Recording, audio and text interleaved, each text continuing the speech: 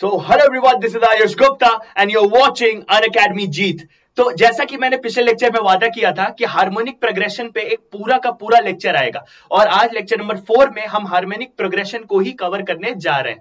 तो जैसा कि इसका नाम कहता है कि लाइफ में प्रोग्रेस करो तो हार्मनी के साथ, लव के साथ, और यही चीज सबसे इंपॉर्टेंट है। और आज भी हम यही देखने जा रहे हैं कि ऐसा क्या है। हमने एपी पढ़ ली, अरिथमेटिक प्रोग्रेशन हो गया, हमने जीपी पढ़ ली, ज्योमेट्रिक प्रोग्रेशन हो गया। ये हार्मोनिक प्रोग्रेशन में ऐसा क्या है जो हमें सीखने को मिल सकता है। तो चलिए बिना समय गवाए इस लेक्चर को स्टार्ट करते हैं। लाइफ में हार्मनी रखोगे, प्रोग्रेस करते रहोगे। तो इन्हीं अच्छे शब्दों के साथ आज का पहला चीज सबसे इंपॉर्टेंट कि हम समझे ये हार्मोनिक प्रोग्रेशन है क्या। भाई ये है क्या सर, एक बार बता दो यार। चलो आ जाओ फट से। तो हार्मोनिक प्रोग्रेशन ये होता क्या है, कैसे इसको सॉल्व करते हैं। सबसे पहले मैं आपको एक चीज बता देता हूं कि मान लीजिए आपके पास कोई एपी है, ठीक है, और आपको एपी का फंडा पता है क्या होता था, A plus D A plus 2d। मानते हो कि नहीं ये बात। और ऐसे ये सीरीज चलती जाती थी, सबको याद होगा। भाई साहब अगर यहां पे प्रॉब्लम है तो लेक्चर नंबर 1 को वापस से देखो, ये चीज याद आ गई सबको। एचपी यानी कि हार्मोनिक प्रोग्रेशन इसी के जैसा होता है, बस हल्का सा अलग है। कैसे सर, आ जाओ। एचपी देखो, एचपी कैसा दिखेगा, एचपी पता कैसा दिखेगा, वो कुछ ऐसा दिखेगा। समझ में आ रहा है। ये देखो, यानी कि आपको कहीं ना कहीं एक चीज से समझ में आ गई कि सर ये जो एपी है वो क्या है, उल्टा है एचपी का। या फिर वाइसे वर्सा भी बोल सकते हो कि सर जो एचपी है वो एपी का उल्टा है। यहां तक सबको क्लियर है। देखो सिंपल सा चीज है, एपी क्या है, वो चल रही है ऊपर न्यूमरेटर में, और एचपी क्या है, वो चल रही है डिनोमिनेटर में नीचे। सेम चीज हो रहा है 1 upon something plus 1 upon something plus 1 upon something, और वो जो नीचे की चीज है वो है एपी में। आ जाओ, यहां तक चीजें क्लियर हो गई। बोलो, पहले तो इसको हाईलाइट कर लो। बहुत इंपॉर्टेंट है कि एपी जो है वो 1 अपॉन एचपी है, या जो एचपी है वो 1 अपॉन एपी है। ठीक है सर, तो इसको सॉल्व कैसे करते हैं, आ जाओ फट से नेक्स्ट स्लाइड पे। देखो इसको सॉल्व कैसे करना है। अगर आपके पास 3 नंबर्स हो तो आप इसको कैसे सॉल्व करोगे। आपको याद होगा आप एपी में क्या करते थे, आप क्या करते थे कि AP इज इक्वल टू, मान लो आपको अरिथमेटिक प्रोग्रेशन है और आपको रिलेशन निकालना है A B और C में। ठीक है, मैं एक बार व्हाइट पेन ले लेता हूं फट से आपको समझाने के लिए। देखिए अगर आपके पास AP होता था और आपके पास 3 नंबर होते थे A B और C, तो आपको एक रिलेशन मालूम है जो कि है B is equal to A plus C by 2। यहां तक सबको क्लियर है, ये सबको पता है। एचपी में भी आपको सेम लगाना है, लेकिन एक चीज याद रखना, एचपी में क्या होता है, number 1 upon something plus 1 upon something plus 1 upon something होता है। तो अगर मेरे पास 3 नंबर है, 1 अपॉन ए, 1 अपॉन बी और 1 अपॉन सी, और ये तीनों क्या है, एचपी में है। ये चीज सबसे इंपॉर्टेंट है, ये तीनों क्या होने चाहिए, एचपी में होने चाहिए। तो हम इजिली इसको सॉल्व कर सकते हैं। कैसे, सेम फंडा लगाना है, 1 upon B is equal to, ध्यान से देखना, 1 upon A plus 1 upon C by 2। ये क्लैरिटी है, 1 upon A plus 1 upon C by 2। आप जब इसको सॉल्व करोगे तो देखो क्या आएगा, 2 by B is equal to, देखो A plus C upon A C. Clarity आई, 2 upon B is equal to A plus C upon A C. यहां तक क्लियर है। इसको थोड़ा सा अगर मैं खोल दूं तो देखो कैसा कुछ बनता हुआ दिखेगा, बी इज इक्वल टू, हाथों से लिख रहा हूं, देख लो ध्यान से, बहुत क्यूट चीज आने वाली है, 2ac अपॉन a प्लस सी। समझ में आया। ये चीज आपके सामने आ जाएगी, यानी कि b is equal to 2ac upon a plus C. सबको दिख रहा है, ये है रिलेशन। देखो यहां पे रिलेशन था b is equal to a plus C by 2, यहां रिलेशन है 2ac upon a plus C, b is equal to 2ac upon a plus C. यही आपकी किताबों में लिखा हुआ है। करना क्या था, सेम फंडा लगाना था, जो एपी में लगाए थे और जो एचपी में लगाए थे, सेम फंडा लगा के सॉल्व कर लिया। बोलो हाँ या ना, समझ में आया। छाप लो और चुंबक को चिपका लो कमेंट सेक्शन में फट से, ताकि हम आगे बढ़ सके। चलो अब आता है ज्योमेट्रिक मीन। सर आपने एएम पढ़ाया, आपने जीएम पढ़ाया, अब आप पढ़ाओ हार्मोनिक मीन। हार्मोनिक मीन मेरा कहने का मतलब था, हमने अरिथमेटिक मीन कर लिया, हमने ज्योमेट्रिक मीन कर लिया, अब हम क्या करने जा रहे हैं, हार्मोनिक मीन। आ जाओ फट से आ जाओ। देखो चीज करनी क्या है, इसमें करनी क्या है, पहले हम समझेंगे। मान लो जो हम पहले भी कर रहे थे कि हमारे पास 2 नंबर ए और दूसरा नंबर है बी। ठीक है, एक नंबर है ए और दूसरा नंबर है बी, और इनके बीच में ऑब्वियसली ये हार्मोनिक है, तो हम इसको ऐसे रिप्रेजेंट कर देते हैं। ठीक है, तो इनके बीच में हमें चाहिए हार्मोनिक मीन। ठीक है, बहुत सारे याद है, हम पिछले क्लासेस में इसको पुट करते थे, सबको याद होगा यार, सबको याद होगा। हम क्या करते थे, दो नंबर होते थे ए और बी, और उनके बीच में हम हार्मोनिक प्रोग्रेशंस को रखते थे, उनके बीच में हार्मोनिक प्रोग्रेशंस को रखते थे। पिछले क्लास में हम एएम रखते थे और उससे पहले हम जीएम रखते थे, यही किया। आज हम एचएम रखेंगे, बस यही फर्क है। देखो, दो नंबर ए और बी, उनके बीच में हार्मोनिक मीन को रखना है, N number of harmonic mean को रखना है। तो मान लो अगर मुझे निकालना है लेट्स से 1/hn निकालना है। ठीक है, तो 1/hn निकालने के लिए मेरे पास क्या होगा, मेरे पास कोई नंबर होना चाहिए, a plus n minus 1 into D, यही करते थे ना।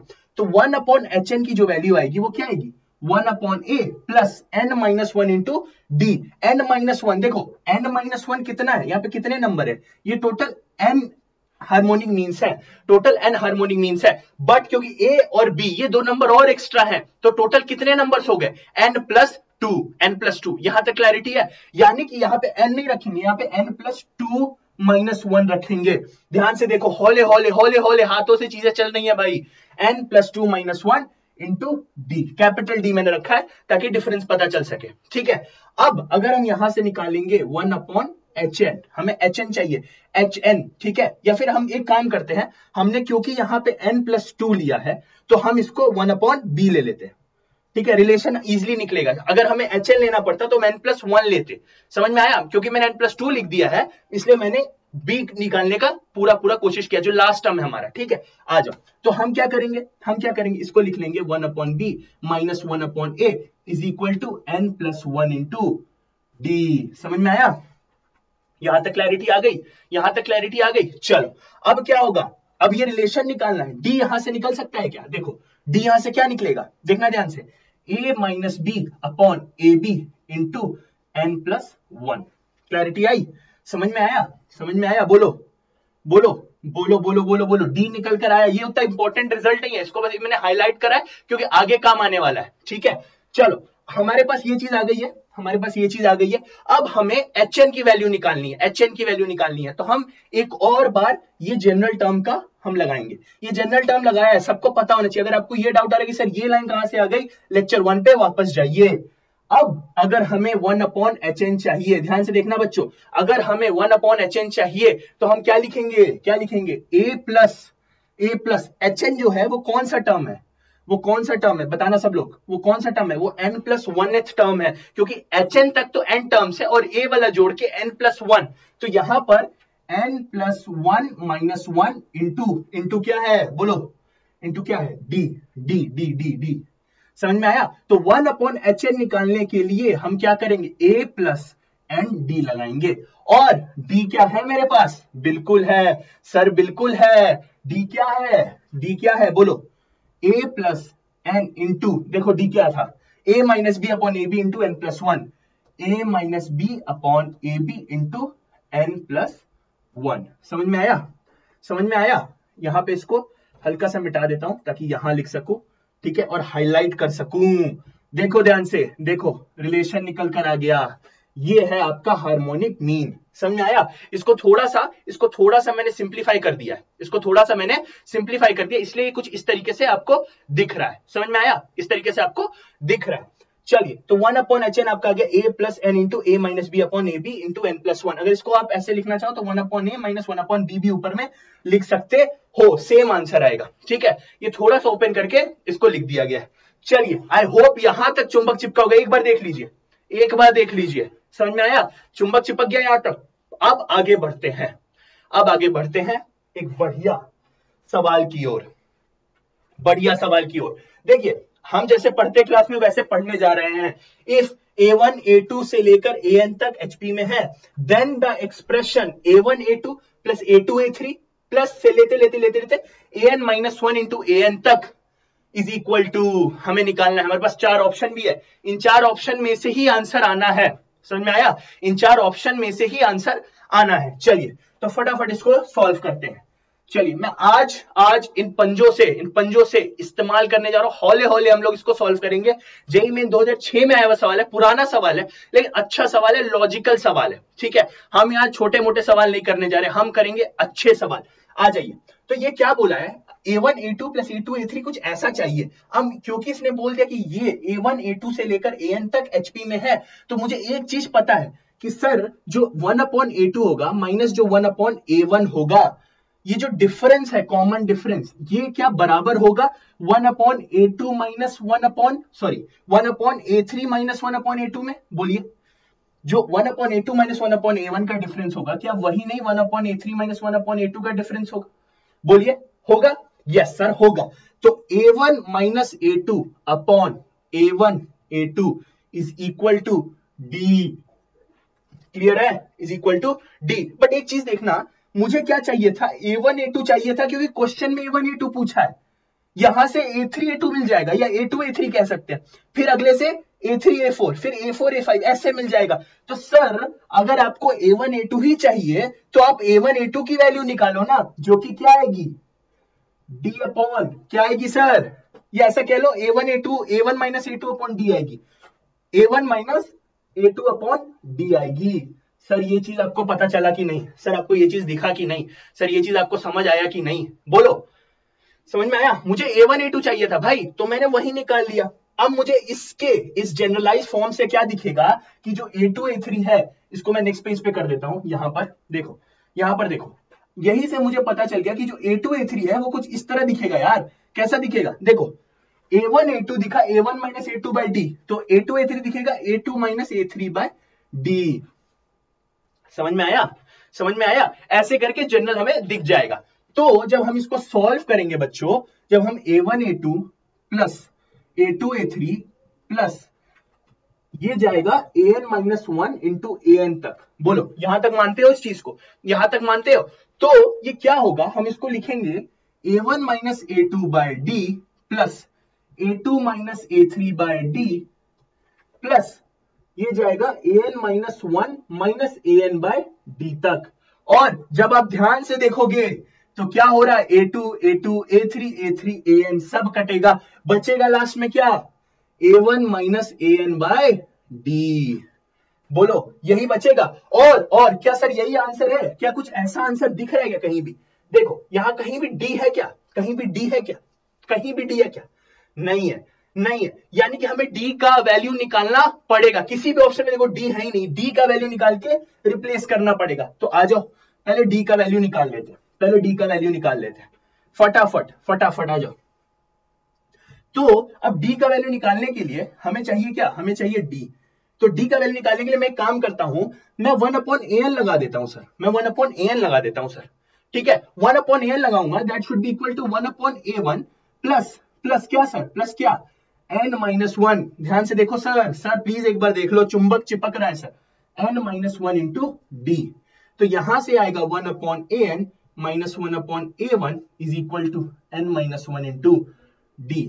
ठीक है, ठीक है। तो यहां से A1 minus AN upon A1 AN is equal to N minus 1 into D आ जाएगा। बोलो सर, बोलो सर, यहां तक क्लैरिटी है सर?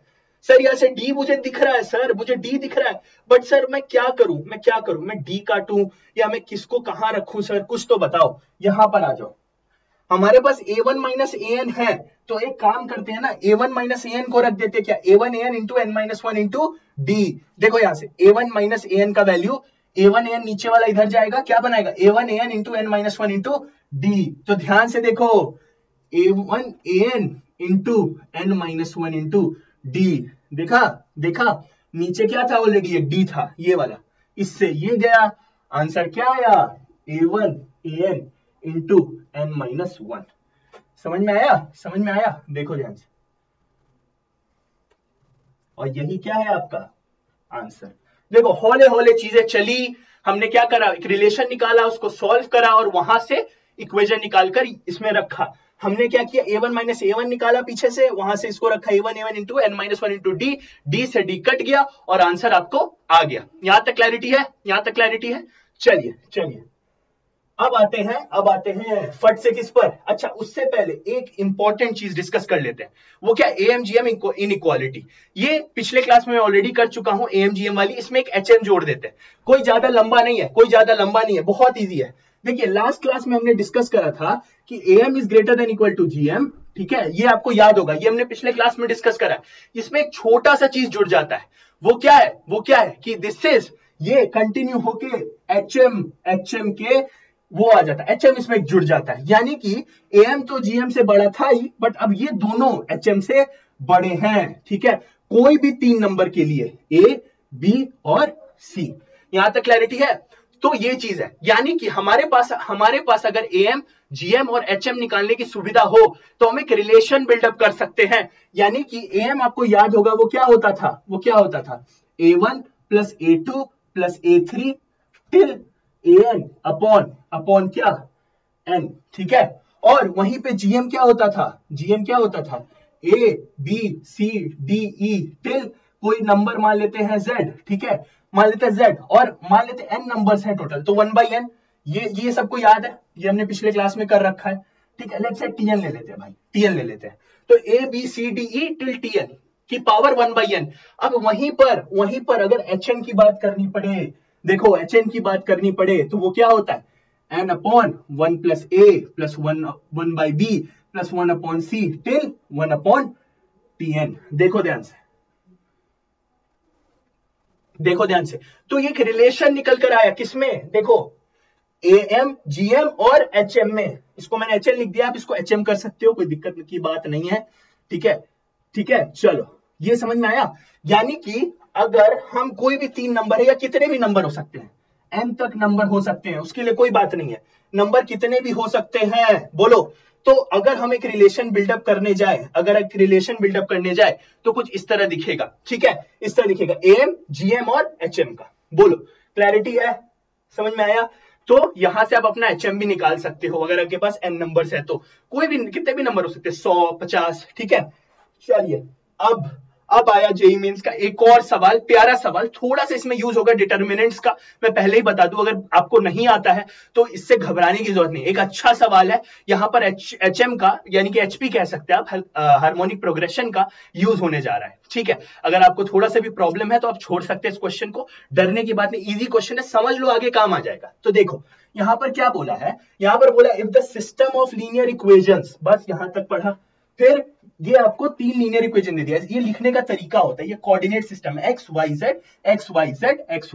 जेड, और इसका एक नॉन जीरो सोल्यूशन है। जिन्होंने डिटरमिनेंट्स पढ़ रखा है उनको थोड़ा बहुत आइडिया है। जब नॉन जीरो सोल्यूशन की बात आती है, तो हम बात करते हैं किसकी, नॉन ट्रिवियल सोल्यूशन की। ठीक है, और नॉन ट्रिवियल सोल्यूशन में क्या होता है, जो डेल्टा होता है वो 0 होता है, यानी कि आपको डिटर्मिनेंट की वैल्यू निकालनी है और 0 कर देनी है। तो देखो कैसे होता है सर, ये delta is equal to determinant, यहां देखो जो भी x के साथ लिखा है वो यहां आ जाएगा। यहां x का कोएफिशिएंट क्या है, 1, देखो यहां पे 1 है। ठीक है, फिर y का कोएफिशिएंट क्या है, 2a, फिर z का कोएफिशिएंट क्या है, a, फिर ऐसे ही इसमें देखो यहाँ x का कोएफिशिएंट क्या है, 1, यहाँ पे y का कोएफिशिएंट 3b और यहां पर b। ठीक है, सिमिलरली 1, यहां पर क्या है 4c और यहां पर क्या है c। समझ में आया। आपको ये डिटरमिनेंट की वैल्यू निकालनी है और उसको 0 के बराबर कर देना है। तो जब आप इसको 0 के बराबर करोगे, अब इसको सॉल्व कैसे करते हैं, देखो समझा देता हूं।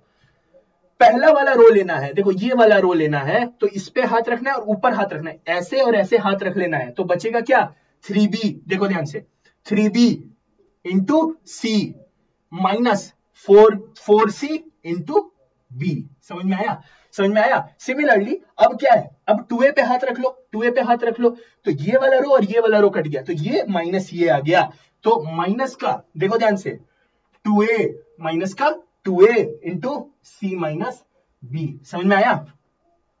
अब यहां हाथ रख लो, ये रो गया, तो प्लस का a और क्या आ जाएगा 4c माइनस 3b। समझ में आया। इसको हल्का सा सॉल्व कर लो यार, देखो ध्यान से, इसको सॉल्व कर लो। देखो तो ये क्या आ जाएगा 3bc minus is equal to, यहां से देखना, माइनस 4bc, ठीक है, माइनस 2ac प्लस का 2ab प्लस का 4ac माइनस का 3ab। ठीक है, समझ में आया।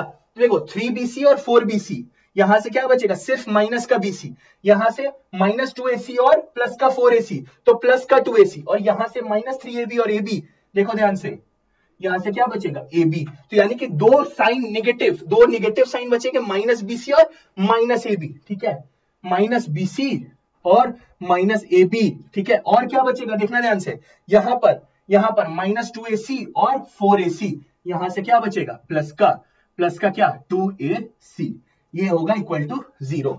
तो यहां से 2ac क्या आ जाएगा, ab प्लस का bc। देखो ध्यान से, देखो, और अगर यहां से b कॉमन ले लोगे तो 2ac upon a plus c, ठीक है, that should be equal to b। और ये क्या दिख गया, आज के दिन का पहला इक्वेशन जो मैंने निकाल कर आपके सामने रखा था वही तो आ गया। क्वेश्चन क्या था कि अगर ऐसा है तो ये a b और c किस में है, क्या ये hp में है, नहीं। क्या ये जीपी में है, नहीं। क्यों, क्योंकि सर जीपी में होते तो कुछ ऐसा दिखता ना सर, ठीक है सर, अगर एपी में होते तो कुछ ऐसा दिखता ना सर, बट ये तो ऐसा नहीं दिखा, नहीं ऐसा दिखा। तो सर थैंक यू की स्लाइड आ गई। अरे बचा है समय बच्चों, बचा है समय। यहां पर ये सेटिस्फाई हो रहा है क्या, नहीं, मुझे तो ऐसा नहीं दिखा। एपी में है क्या सर, नहीं सर, एपी में होता तो कुछ ऐसा दिखता सर। तो सर दिखा कैसा, ऐसा। समझ में आया, तो ये था। तो अगर आप लोगों को इसमें डाउट है कि भाई कैसे सॉल्व करते हैं, क्या प्रोसीजर्स होते हैं, तो वो अगर डिटरमिनेंट नहीं आता है तो कोई बात नहीं है, बट अभी के लिए समझ लो नॉन ट्रिवियल सॉल्यूशन क्या होता है, डेल्टा क्या होता है, ठीक है, ये चीज समझ में आ गई कैसे सॉल्व करा। चलो, तो आज के दिन यही था, मैंने एचपी कवर कराया, एचएम कवर कराया, उसको डिटेल में डिस्कस करा, और इसी वर्ड्स के साथ हमेशा की तरह कि लेट्स क्रैक इट, हमें क्रैक करना है। हमारे पास 1 साल से ऊपर का समय है, हमारे पास काफी सारे रिसोर्सेज है, अभी तो बहुत टाइम है, हमारी तो पढ़ाई स्टार्ट हुई है, हम अपना 100% देंगे तो हम कहां पहुंच सकते हैं।